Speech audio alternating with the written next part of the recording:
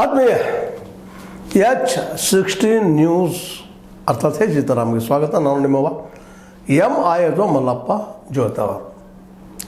ಸಿದ್ದರಾಮಯ್ಯನವರು ಸ್ಪಷ್ಟವಾಗಿ ಹೇಳ್ತಾ ಇದ್ದಾರೆ, ದೆಹಲಿಯಲ್ಲೇ ಇತ್ತೀಚೆಗೆ ಬೆಳೆದಂಥ ಡೆವಲಪ್ ಆದಂಥ ವಿಚಾರ, ಸುದ್ದಿ ಮಾಧ್ಯಮದಲ್ಲಿ ಹರಿದಾಡುತ್ತಿರುವಂಥ ವಿಷಯ.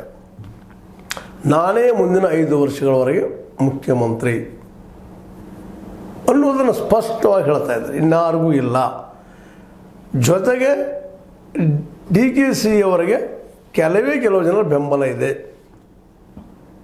ನನಗೆ ಹಲವು ಜನರ ಬೆಂಬಲ ಇದೆ, ಹಲವು MLAಗಳ ಬೆಂಬಲವಿದೆ ಅಂತ ಸ್ಪಷ್ಟವಾಗಿ 2028ರಲ್ಲಿ ಇನ್ನೊಂದು ದೊಡ್ಡ ಧಮಾಕ ಏನಪ್ಪ ಅಂತಂದ್ರೆ, 2028ರಲ್ಲೇ ಪಕ್ಷ ಏನಾದರೂ ಜವಾಬ್ದಾರಿ ಕೊಟ್ಟರೆ ಇನ್ನೊಮ್ಮೆ ನೇತೃತ್ವ ವಹಿಸ್ತೀನಿ.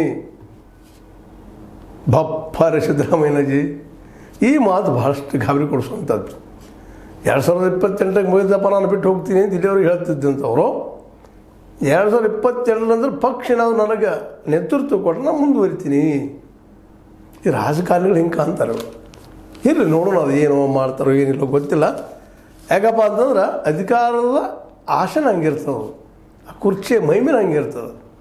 ಏನು ಒಳ್ಳೆ ಇದು ಡೆವಲಪ್ಮೆಂಟ್ ಇದು ಕೇಳಿ